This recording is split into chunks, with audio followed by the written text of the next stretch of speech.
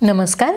वैशालीच रेसिपीमध्ये आज आपण मऊसूत दाणेदार अगदी तोंडात विरघळतील असे बेसनाचे लाडू बनवतोय. तर हे लाडू बसके होऊ नयेत, छान बांधता यावेत व दाताला चिकटू नयेत, यासाठी आज आपण खूप साऱ्या टिप्स व ट्रिक्स पाहणार आहोत. तर लगेच आता हे लाडू बनवायला करूया सुरुवात. सर्वात आधी आपल्याला हरभऱ्याची डाळ म्हणजेच चना डाळ हलकीशी भाजून घ्यायची आहे. तर त्यासाठी इथे मी 1 किलो हरभऱ्याची डाळ घेतली आहे. ती एका कढईत आता आपण घालूया आणि याला मंद गॅसवर भाजून घ्यायचं आहे. तर फार याला डाग पडेपर्यंत भाजायचं नाही किंवा फार तांबूसही करायचं नाही, हलकंसंच आपल्याला भाजून घ्यायचं आहे. अशी डाळ आधी थोडीशी भाजून घेतली म्हणजे पीठ भाजायला पण थोडा कमी वेळ लागतो आणि लाडू पण छान खायला खमंग लागतात. तर साधारण आता ही डाळ मी 7 ते 8 मिनिट मंद गॅसवर भाजून घेतली आहे. यापेक्षा जास्त याला भाजायचं नाही. तर आता गॅस बंद करूया आणि ही डाळ एका ताटात आपण काढून घेऊया आणि थंड झाली की याला गिरणीतून दळून आणायचं आहे किंवा तुम्ही मिक्सरवर सुद्धा दळून घेऊ शकता. पण मिक्सरवर दळलं तर पाहिजे तसं आपल्याला पीठ मिळत नाही, त्यामुळे मी गिरणीतूनच हे पीठ दळून आणलं आहे. नेहमीचं आपलं जसं बेसन पीठ असतं त्यापेक्षा थोडंसं जाडसर ठेवलं आहे. तर यातलं आता अर्धा किलो आपल्याला पीठ काढून घ्यायचं आहे. आज आपण वजनी आणि वाटी दोन्ही प्रमाणात ही मापं मोजून घेणार आहोत. तर इथे मी एक वजन काटा घेतला आहे. सर्वात आधी आपण यामध्ये बेसन घालूया. तर 500 ग्रॅम हे बेसन झालं आहे, म्हणजे अर्धा किलो मी इथे बेसन घेतलं आहे. आता पिठी साखर पण आपल्याला मोजून घ्यायची आहे. तर साखर मी मिक्सरमधून दळून घेतली होती. तर ही 400 ग्रॅम मी इथे घेतली आहे. साखरेचं प्रमाण तुम्ही तुमच्या गरजेनुसार थोडंफार कमी जास्त करू शकता, पण एवढं प्रमाण अगदी बरोबर होतं. आता तूप पण आपल्याला 250 ग्रॅम घ्यायचं आहे. तर ही झाली आता वजनी मापं. वाटीच्या प्रमाणात आपण पाहूया. तर 4 वाटी बेसन, 2 वाटी पिठी साखर आणि 1 वाटीला थोडंसं जास्त म्हणजे 2 टेबलस्पून जास्त मी तूप घेतलं आहे. तर एवढ्या प्रमाणात 1 किलोच्या वर बेसन लाडू तयार होतात. आता बेसन भाजण्यासाठी इथे मी पसरट व जाडबुडाची एक कढई घेतली आहे. तर नेहमी अशीच कढई घ्यायची म्हणजे बेसन भाजायला आपल्याला सोपं जातं. कढई थोडीशी गरम झाली की यामध्ये आपण तूप घालूया. तर आपल्याला तूप 2-3 टप्प्यात घालायचं आहे म्हणजे आपल्याला तुपाचा अंदाज येतो. तर आता सुरुवातीला मी हे मोठे 2 चमचे तूप घातले. आता हे बेसन घालूया. आता उलटण्याने हे पीठ आपण मंद गॅसवर भाजून घेऊया. सुरुवातीलाच आपण जर सगळं तूप घातलं तर आपल्याला तुपाचा अंदाज येत नाही. पीठ आपल्याला कोरडं वाटतं आणि मग आपण तूप घालत जातो आणि मग हे पीठ सैल होतं आणि मग लाडूसुद्धा अगदी बसके तयार होतात. त्याला आकार व्यवस्थित येत नाही. त्यासाठी असं 2-3 टप्प्यात आपल्याला तूप घालायचं आहे. थोडंसं भाजून झालं की परत आपण तूप घालूया आणि गॅसची फ्लेम अजिबात मोठी ठेवायची नाही. मंद गॅसवरच आपल्याला हे पीठ भाजायचं आहे. तर साधारण आता 7 ते 8 मिनिट झाली आहेत. तुम्ही याचा रंग पाहू शकता. तर पिठाचा रंग थोडासा बदललेला आहे. याचे तुम्हाला गोळे झाल्यासारखे वाटतील तर ते एखाद्या पेल्याने किंवा या उलटण्यानेच असे सुट्टे करून घ्यायचेत. तर आता परत मी 2 चमचे तूप घातले. बुडापासून ह्याला व्यवस्थित हलवायचं आहे म्हणजे हे पीठ खाली लागत नाही. आणि नेहमी पीठ भाजण्यासाठी जाडबुडाचीच कढई वापरायची. अधूनमधून याला असं पसरून घ्यायचं आहे म्हणजे पटकन पीठ भाजल्या जातं.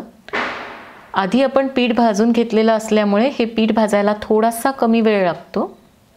तर आता मी सगळं तूप घातलं आहे. व्यवस्थित याला एकत्र करून घ्यायचं आहे. छान असं पसरून भाजायचं आहे. इथे तुम्ही पाहू शकता आता हे पीठ बऱ्यापैकी ओलसर झालं आहे. जसं जसं आपण भाजत जाऊ तसं तसं हे सैल होत जाईल. सुरुवातीला जरी तुम्हाला हे पीठ घट्ट वाटलं किंवा तूप कमी वाटलं तरी अजिबात आपल्याला तूप जास्त घालायचं नाही, कारण जसं जसं भाजत जातो तसं तसं याला तूप सुटत जातं. तर आता तुम्ही इथे पाहू शकता हे पीठ छान ओलसर असं झालं आहे, सैल झालं आहे. साधारण हे पीठ भाजायला मला 25 ते 30 मिनिट लागली आहेत. आपण आधीच थोडीशी डाळ भाजून घेतली होती, त्यामुळे हे पीठ भाजायला थोडासा आपल्याला कमी वेळ लागला आहे. अधूनमधून मी आधी सांगितल्याप्रमाणे असं पीठ पसरून घ्यायचं आहे, म्हणजे सगळ्या बाजूने त्याला आच लागते आणि पीठ अगदी व्यवस्थित भाजलं जातं. तर या स्टेजला आता आपल्याला यामध्ये एक पाण्याचा शिपका मारायचा आहे. तर साधारण 1 टेबलस्पून मी पाणी घातलं आहे. यामुळे लाडू छान दाणेदार असे तयार होतात, अजिबात दाताला चिकटत नाहीत. आता आणखी 3 ते 4 मिनिट आपल्याला हे पीठ भाजून घ्यायचं आहे. तुम्ही पाहू शकता पाणी टाकल्याबरोबर हे पीठ असं छान रवाळ दिसतंय, एकदम दाणेदार असं झालेलं आहे. तर मंद गॅसवर मी याला 3 ते 4 मिनिट भाजून घेतलं आहे. सुरेख असा रंग आलेला आहे. तर आपलं पीठ आता भाजून झालं आहे, छान असा याचा भाजल्याचा सुगंध येतो आहे. गॅस बंद करूया आणि हे पीठ आपण एका परातीत किंवा ताटामध्ये काढून घेऊया.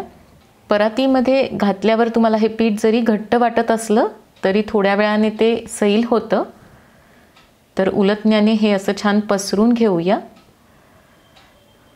आणि थोडंसं कोमट झाल्यावर आपल्याला यामध्ये साखर घालायची आहे. तर आता साधारण 20 मिनिट झाली आहेत. पीठ आपलं कोमट झालेलं आहे. फार गरम पिठातही साखर घालायची नाही आणि फार थंडही याला करायचं नाही. कोमट असतानाच यामध्ये साखर घालायची आहे. तर ही साखर आता थोडी थोडी करून आपण यामध्ये घालूया. तुम्ही जर का एकदाच ही साखर घातली तर तुम्हाला मिश्रण थोडंसं कोरडं वाटेल, पण अशी थोडी थोडी करून घातली की मग छान अगदी पाहिजे तसं हे मिश्रण तयार होतं. आणि एवढ्या बेसनासाठी ही साखर अगदी बरोबर असं प्रमाण आहे. दोन्ही हातावर घेऊन छान असं मळून घ्यायचं आहे, म्हणजे साखर आणि पीठ व्यवस्थित एकजीव होतं. तर मी पूर्ण साखर यामध्ये घातली आहे. तर पाहिजे तसं आपलं मिश्रण आता तयार झालं आहे. हातावर घेऊन लाडू बांधून घेऊयात. गोल गोल फिरवायचं आहे, म्हणजे याला छान अशी चमक येते. इथे मी आता पिस्ते आणि काही मनुके घेतलेत, तर तुम्ही दोन्हीपैकी काहीही लावू शकता. तर मी इथे पिस्ते लावले आहेत. आणि लाडू बांधताना असं दोन्ही हातावर छान चोळून घ्यायचं आणि मग असं मुठीने आधी लाडू बांधून घ्यायचा आणि मग दोन्ही हातात घेऊन त्याला गोल गोल फिरून घ्यायचं, म्हणजे लाडू दिसायला छान दिसतो, त्याला छान चमक येते. पिस्ते किंवा मनुके तुम्ही काहीही लावू शकता. तर आपण घेतलेल्या साहित्यामध्ये साधारण असे 28 ते 30 लाडू तयार होतात. तर हे लाडू तयार करताना काही गोष्टी लक्षात ठेवल्या तर लाडू एकदम मस्त मऊसूद दाणेदार अगदी तोंडात विरघळतील असे तयार होतात. पीठ भाजताना गॅसची फ्लेम अगदी कमी ठेवायची आणि 2 ते 3 टप्प्यात तूप घालायचं, म्हणजे आपल्याला तुपाचा अंदाज येतो. आणि जरी तुम्हाला पीठ सुरुवातीला घट्ट वाटलं तरी ते पीठ भाजत जातो, तसं तसं तूप सुटायला सुरुवात होते. आणि मिश्रण कोमट झाल्यावरच त्यामध्ये साखर घालायची आहे आणि लाडू बांधताना हातावर घेऊन छान दाबून लाडू बांधून घ्यायचा, म्हणजे त्याला चमक छान येते. आणि असं वाटलं की आपलं लाडूचं मिश्रण थोडंसं सैल तयार झालं आहे, लाडू व्यवस्थित बांधता येत नाहीत, तर मग ते थोड्या वेळ तसंच बाजूला ठेवायचं आणि थोडंसं घट्ट झालं की मग लाडू बांधून घ्यायचे किंवा मग त्यामध्ये थोडंसं बेसन भाजून घालायचं. आणि असं वाटलं की आपलं लाडूचं मिश्रण थोडंसं घट्ट झालं आहे तर थोडंसं गरम तूप करून घालायचं. अशा पद्धतीने यंदाच्या दिवाळीत हे लाडू जरूर करून पहा. आणि आजचा व्हिडिओ आवडला असेल तर इतरांसोबत शेअरसुद्धा जरूर करा. लवकरच भेटणार आहोत एका नवीन दिवाळी रेसिपीसोबत. तोपर्यंत मस्त खा आणि मस्त रहा.